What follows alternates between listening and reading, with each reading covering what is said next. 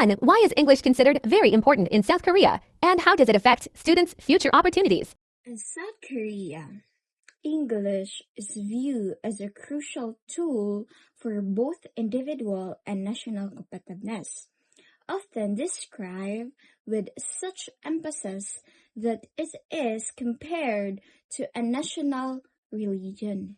It carries a massive symbolic value which representing a modernity, personal competence, and high socioeconomic status, which make it a primary gatekeeper for success to them. For students, proficiency in English is a mandatory requirement for entering into prestigious university and securing stable future.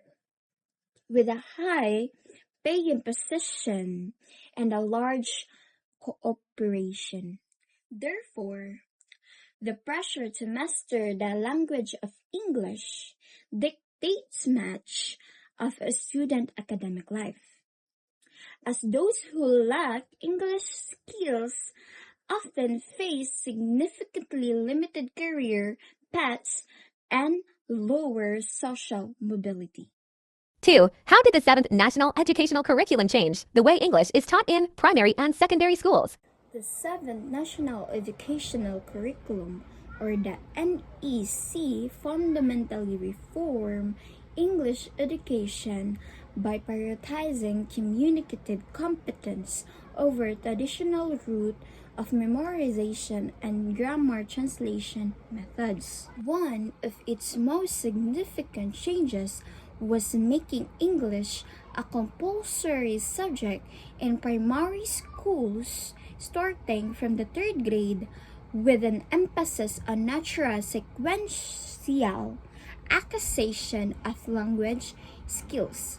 The curriculum dictates that early learners focus almost exclusively on listening and oral communication through engaging activities like songs, chants, and games, with literacy skills such as reading and writing, which introduced gradually in later grades.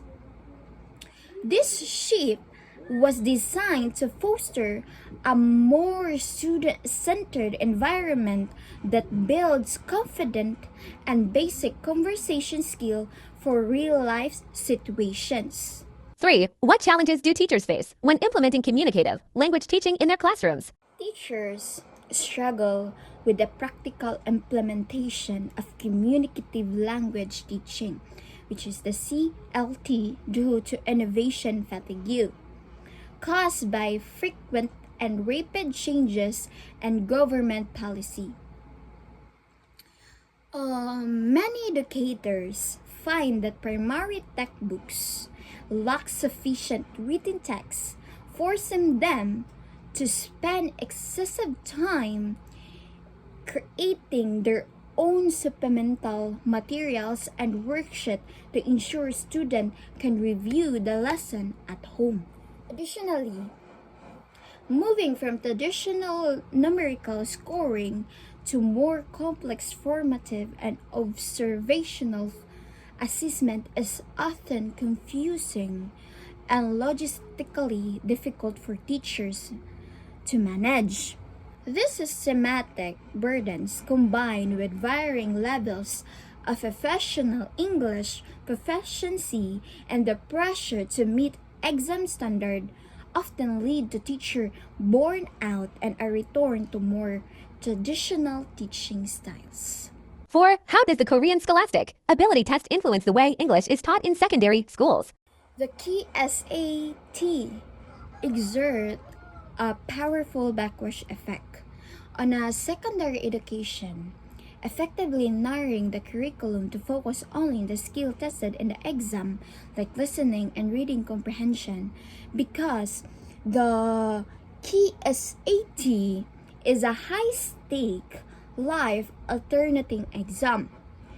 Parents and students often demand that teacher prioritize test taking strategy and linguistic analysis over practical speaking or writing skills, which this create a disconnected where despite government policy promoting communication, the reality of the classroom remains centered on teaching to the test.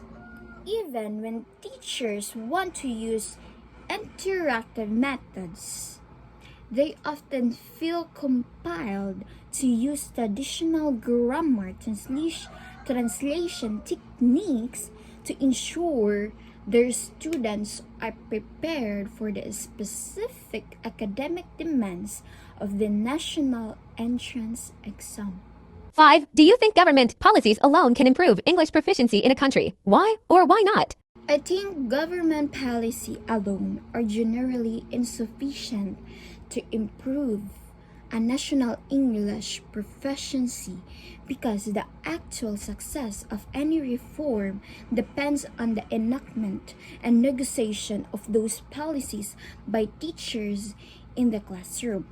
While the state provides the framework, teachers are ultimate decision makers who most adapt those top-down mandates to fit their specific local context, student needs, and professional pedagogical beliefs.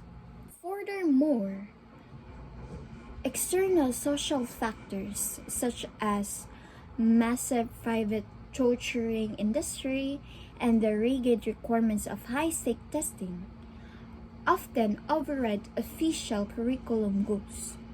So as seen in South Korea, despite heavy government investment and a national fever for English proficiency levels often remain moderate because policy cannot easily change deeply rooted cultural and systematic pressures.